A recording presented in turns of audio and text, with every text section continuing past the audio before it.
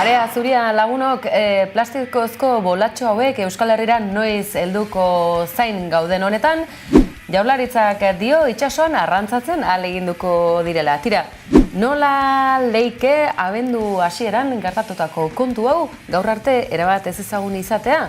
Geure Bizkaiko golkoan eta Kantauri itsasoan honezkero badatu zen milaka eta milaka plastiko bola horiek nondik datoz, nork du ardura eta batez ere nork ordainduko du guzti hau. Tira, haze nolako oroitzapenak dakarzkigun Marea Zuri honek.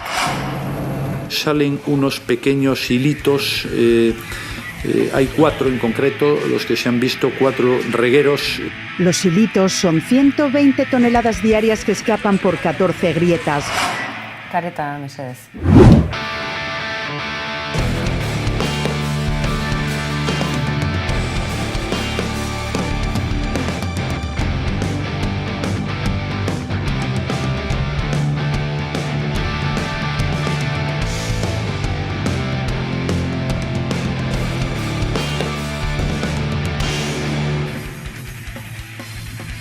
Gabon deizuela guztioi ez dakigu, Raxoi jauna entzun nahi ote dugun halako gauzak esaten, tamainako hondamendi ekologikoa izango ote da, oraingo honetan zuria, akaso ez hain bistosoa lehen kolpe batean, baina izue, kaltea izugarrizkoa izango da. Antza denez, arrain batzuk jan omen dezakete eta beste batzuk ez dira.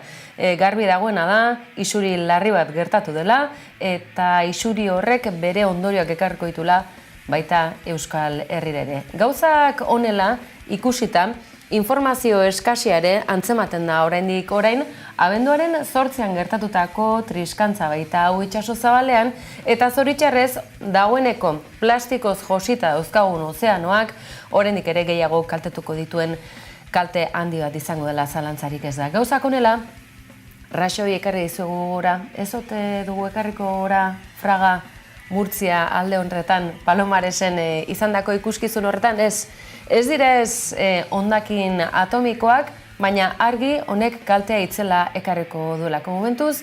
Jaurlaritzak dio itsasoan arrantzatu asmo dituztela, milaka eta milaka plastiko bolatxo hauek dira. Plastikozko mundu eta ozeanoak ez baditugu nahi, hasi beharko dugu bai espabilatzen eta halako kontuei aurre hartzen eta gertatzen baldin bada, momentuan bideratzen. Salen unos pequeños hilitos, hay 4 en concreto, los que se han visto, 4 regueros. Los hilitos son 120 toneladas diarias que escapan por 14 grietas.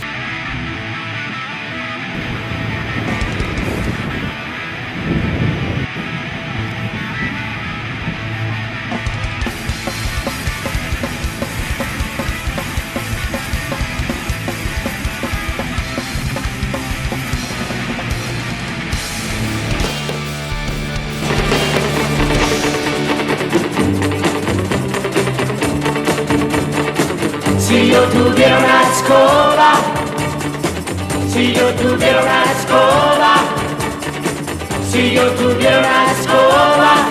Pozik ilusioz, ene bada, Iruña honezkero Sanferminetako hiriburu bakarrik ez, mundu mailan erreferentzia, abenduaren 28an bota ote zuen txupinazoa. Iruña Asteitz, gure bidali berezi, Iruñetik bertatik, ore handia, beste bain ere.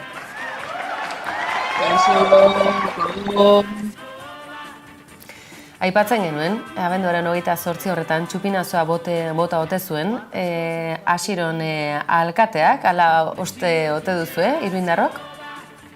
Askorentzat Gabonetako Sanferminak izan ziren, ze hori ikusi ahal izan genuen txaranga bat, gaiteroak, baina tira, nik uste dut bertan egun horrek utzi zeguna izan zen eskuinaren prepotentzia eta pixkat hola barrenak nahastuta izatearen irudia, ez? Eta horren erakusgarri izan ziren, alkate hoiaren Kristina Ibarrolaren hitzak, justo pleno amaituta, ja Joseba Asiron alkate zela, edo alkate izendatuta, egin zituen, edo esan zituenak, ez? Hor daukagu, ez? Fregonaren, garbitzaileen kontua, eta eta guzti hori, eta bueno, horrek sareak, vamos, asaldatu zituen, eta Espainiar estatuko beste puntaraino ere iritsi zen, eta hori ikusi genituen erreakzioak, eta baita,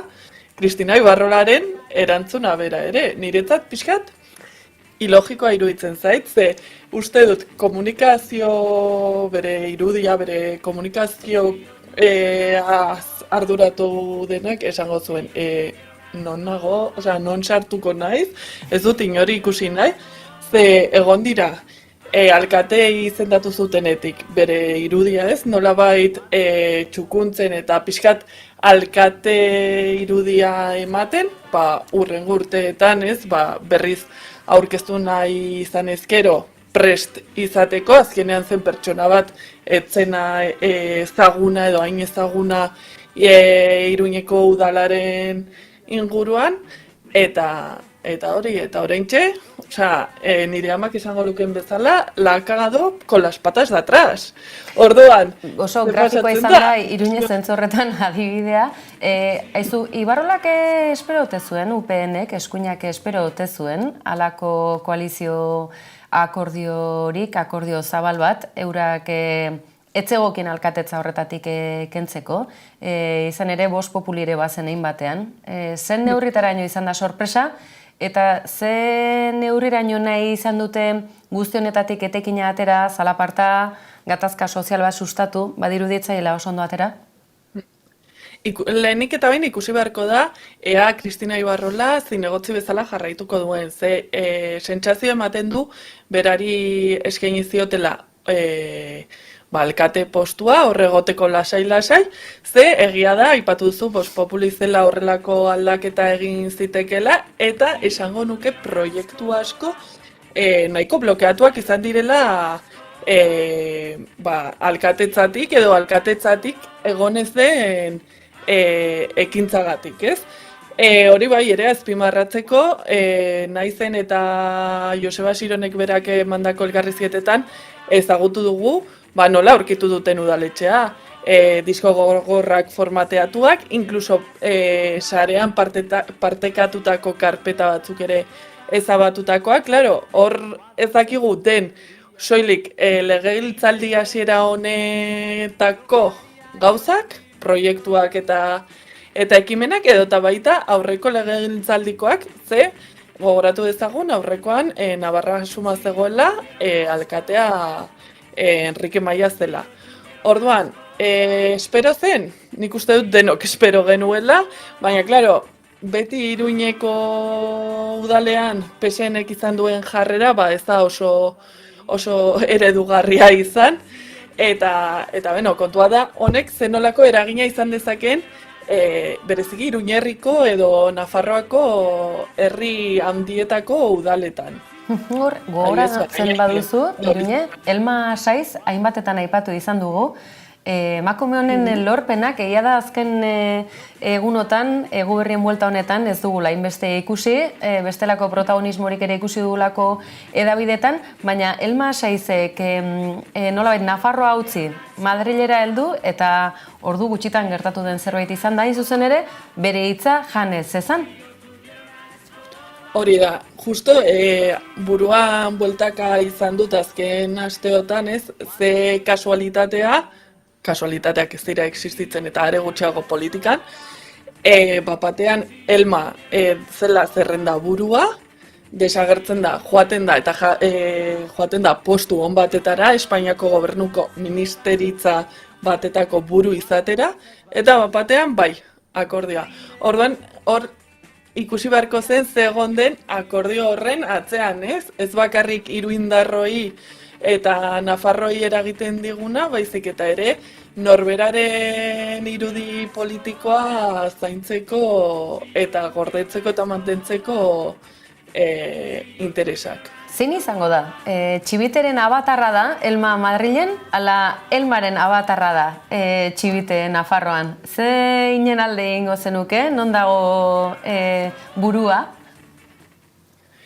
Ezagit, hombre, oraintxe bertan argita garbi burua Nafarroaren presidentea denaren horren gainean egon beharko luke, ez? Txibiteren gan. Baina egia da, kanpainan gauza oso barregarria gertatzen zela eta jendeak kraseatzen zituela pixka bat, en plan pixka bat saltza egiteko, ez? Azkenean biak zijoazen etengabe elkarrekin eta graziosoa zen, ez? Hor tartean, pues Asironek match egiteko gonbidapena egiten zuen bitartean, hori. Eta hemendikan ere aipatu behar dut, gutxi hitz egiten da, ze, klaro, Asironek match egin zuen Koldo Martinezekin, baina ez zuen match egin Kristina Ibarrola da, ze Asironek aipatu eta salatu duen bezala, pare bat alditan deitu edo berarekin kontaktatzen saiatu da, eta ez du lortu. Tira, azken galdera interesgarri bat. Akaso, Iruñeko eredu hau, formula hau, Euskal Herrira ere edatzeko aukera edo batzurentzako arriskua egon daiteke, ez? Esango du bat baina gehiagok, Nafarroan UPN duzue, eta Araba, Bizkaia eta Gipuzkoan zer da duguna?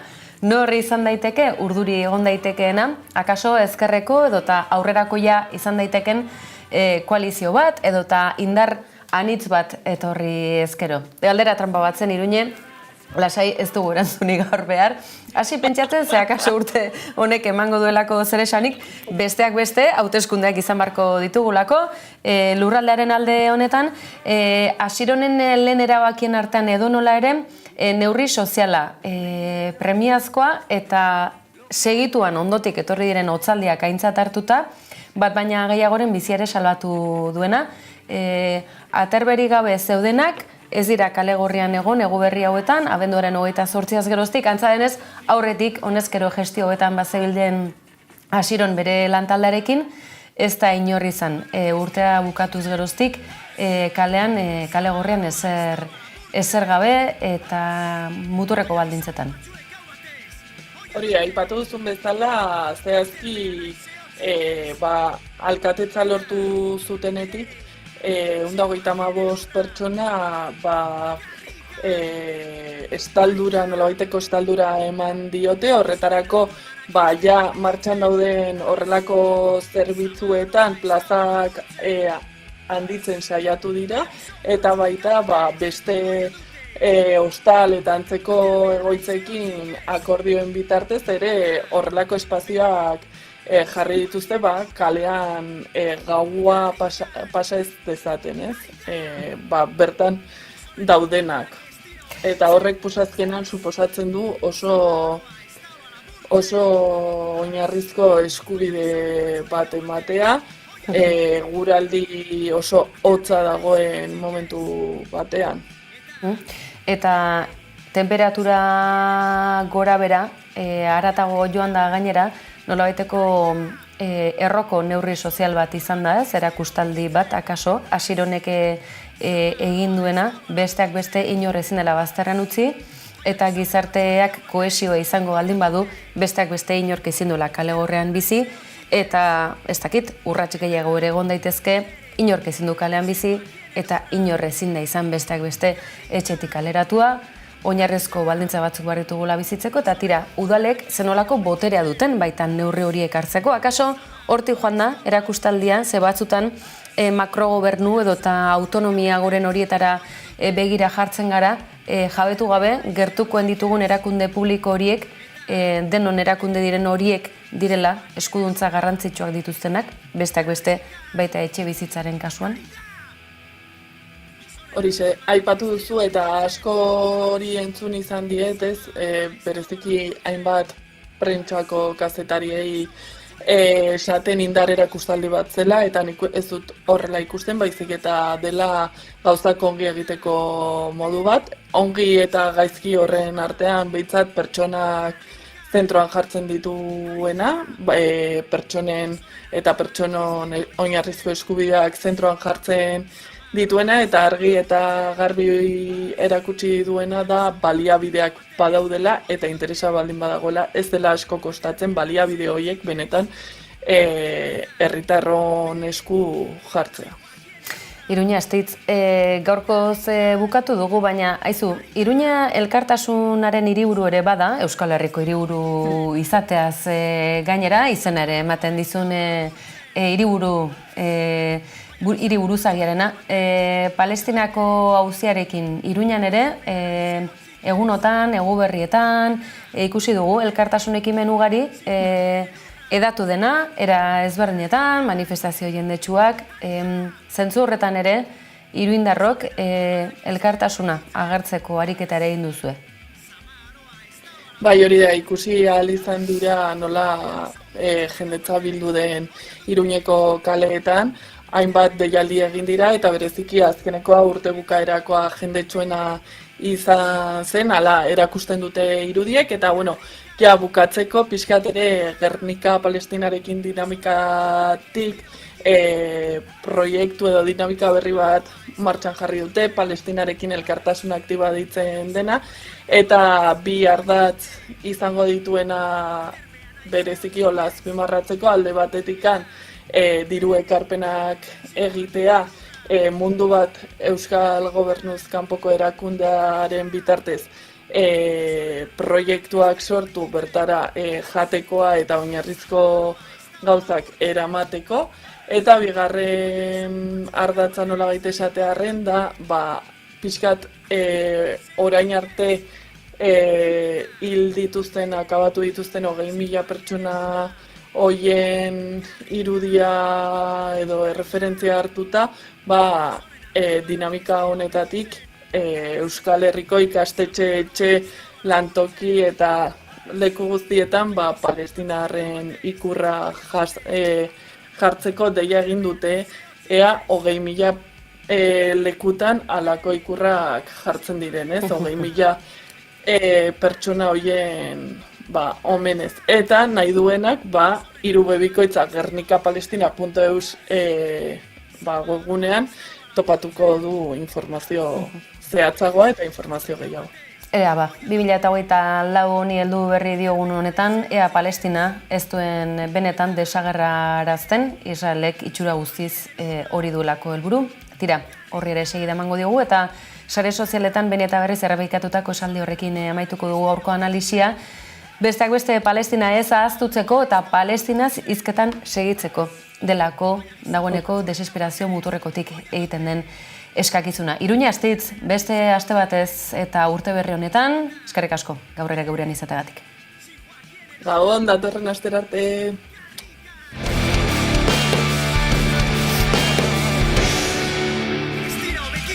Eta aktualitate kontuekin segituko dugu, izan ere izue albiste onik ez, baina tira, behintzate harrapatu dute. Hendaiako entrenatzaile honek abusuak egin izanagatik, kalean du honezkero bere titulua, eta entrenatzaile lanetan ez da arituko Hendaian behintzat, baina ene bada zenbat kasu eta hauek agerian geratzen direnak, baina zenbat eta zenbat, urte guztiotan gertatutako abusuak, tira, hori dugu albiste gaurko eta atzoko egunean zehar, baina aizue, kirolak, bestelako erreferentziak zorionez onak ere utzen dizkigunak, besteak beste, Irene Paredes Legazpiko futbol jokalariarenak, nazioarteko futbol jokalariak eguberri hauetan dagokion aitortza jaso duelako bere jaioterrian Legazpin, baina aizue, bertan Irene Paredesek utzitako mezuak muga guztiak ere gainditu ditzake, besteak beste, emakumezkoak baita kirolan ere jarduteko eskubidea badugula, aitortza hori badagokigula, eta noski, baliabideak berritugula horretarako. Ezin izan nuen jolastu, ez zegoelako talderik emakumean nintzalako.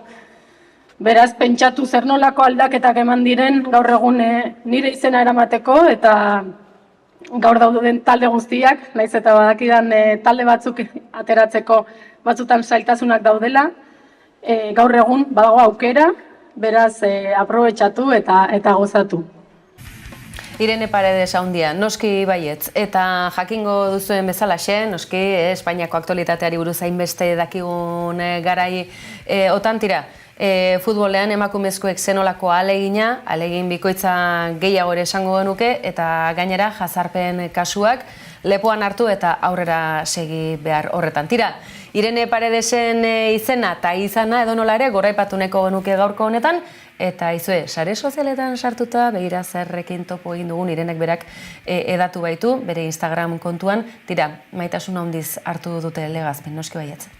Ta elkartuko gara berriro, gure betiko lekuetan, zabalduko ditugu besoak, besarkatuz gure animak, ta amestuko dugu gauean, oraindik gelditzen zaiguna, egunako beak baitira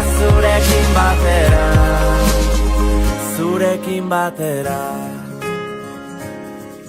Zenbat aldiz ospatuko nuke behar dudanean zu hor zaudela. Zenbat aldiz ulertuko nuke zure... Eta esango duzu, Irene Paredes bezalako hautagairik ez dago txotxirekiera bat egiteko? Jaun Andreok Gipuzkoan behintzat ez, eta Diario Baskok agintzen badu, are gutxiago. Izan ere, baditugu hautagai askoz ere hobeak eta sare sozialetan zeresana ematen segitzen du. Datorren ostiral honetan, Usurbilen, Saizarrek egingo duen txotx irekiera ohiko horretan gizonak nagusi, eta gizonak nagusi izate horretan nahikoa ez, eta bai, irudian ikusiko duzuen bezalaxe, Iker Casillas bera etorriko da Usurbila aste honetan txotx irekiera honetara. Tira, aizue, badakizue alakoetan ikusten duzu irudietan, zenolako ez dakit. Sare sozialetako iruzkinak benetan interesgarrak izan dira, akaso gaur ez dituzu ikusiko, baina asteak gehiagorako emango du, akaso ekit doktoreari utziko diogu lan hau. Tira, bideo bihurria egin gabe, ez gara, gaur geratuko behintzat.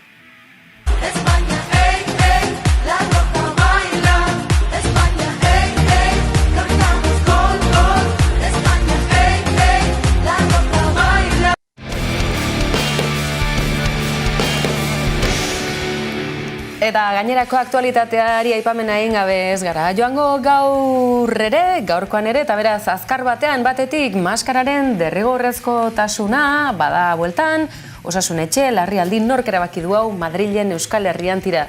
Badakizue Jaurlaritzak alakoetan kexu egiten duela, kexu gutxi Osakidetzako biltegi pribatua externalizatu egin duela, Urkulluren gobernuak badirudi azken txanpa honetan oraindik ere erabaki batzuk hartzeko animatuta daudela, eta pentsa Osakidetzako biltegi hori zenolako garrantzi duen Alemaniako enpresa baten esku erabaki dute, antza denez Osakidetzan ez omen dago nahikoa langilerik. Gauza gehiago Alonsotegiko ustelkeria kasuan, duela urte batzuk adostu zuten, 600.000 euro horiek bidegabeki erabilitakoak, besteak beste uriten kalte batzuk konpontzeko jasotakoak, baina enpresa bati zorrakitatzeko emandakoak bueltan itzultzea, baina antza denez ez dute dirua itzuli eta duela 2 urte egin beharreko gozkopek, eta hasi da, zer gertatuko ote da Alonsotegiko ustelkeria kasu honekin, norrote da Alonsotegikoa, hori bihar kontatuko dizugu. Euskara, Konstituzio plaza, euskaraz ere jarri behar omen da Iruñean. Konstituzioa, bai, euskaraz, baina euskaraz aritzeko, oraindik ere eragozpena jartzen dizkigunak, izan ere, Donostian, udaltzainen egonkortze prozesuan, antza denez, batek elegitea jarri du, eta ebatzi, auzetegiek, noski baietz, lehen etxi beharra dagoela, udaltzain postu hori eskuratu nahi duen ez euskaldun horren eskubidea aitortu eta errespetatu behar dela, eta ez, Donostiar guztiona, diru publikoa jartzen duguna, kooperatiba horretako bazkideak eta udaltzainen jabe garen horiek guztiak. Tira, gauza gehiago, baina labur esan da, Donostiako udaltzaingoarekin hori pasaren bitartean, Birritx eta Porrotx, kasu honetan Porrotx ikertzen hasi dela, ertzaintza, ustez aurrei kalte psikikoa eragitagatik, sareren kanpainan parte hartzagatik besteak beste. Hene bada, Euskal Herriko pailazoen errepaso egiten hasteko aukera ere izango ote da, hau ere ostiralerako utziko dugu astebururako, tira, zenbat kontu, zenbat komeria, aktualitateak ez gaitu ez, bakean utziko beste egun batez.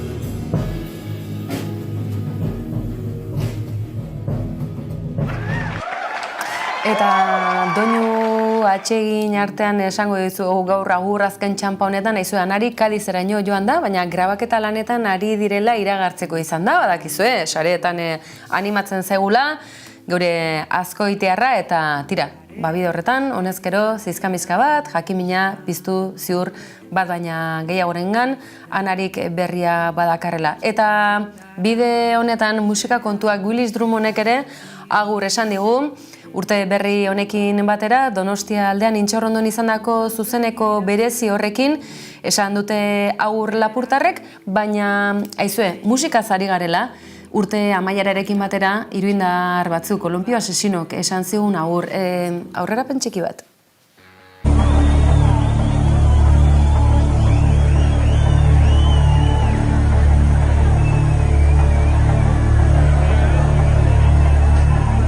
Eta zenolako ikusmina izan ere joan den urtearen amaiera gertu zela, Bilbon ekin zioten agur bira berezi honi, eta estatuan Latinoamerikan aritu ostean jaioterrian bertan esan digute agur Kolumpio Asesino taldekoek, zizkamizka gehiago mesedez?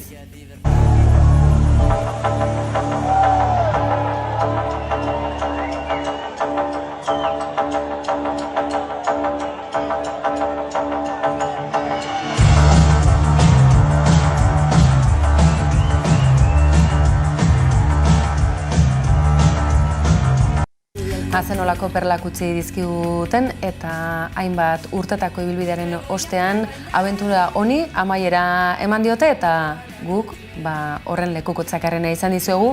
Gu gaurko abenturari agur esango diogu, baina bihar hemen izango gara, noski baietz, egunero bezalaxe, kolpez kolpe antenatik atalbistegi zerbitzu ezoiko, fidagarri, jator honetan, bihar arte, gabon pasa. Para calocatear ardiente, nunca fuimos delincuentes, gafas negras en la noche, tomamos niñas sube al coche.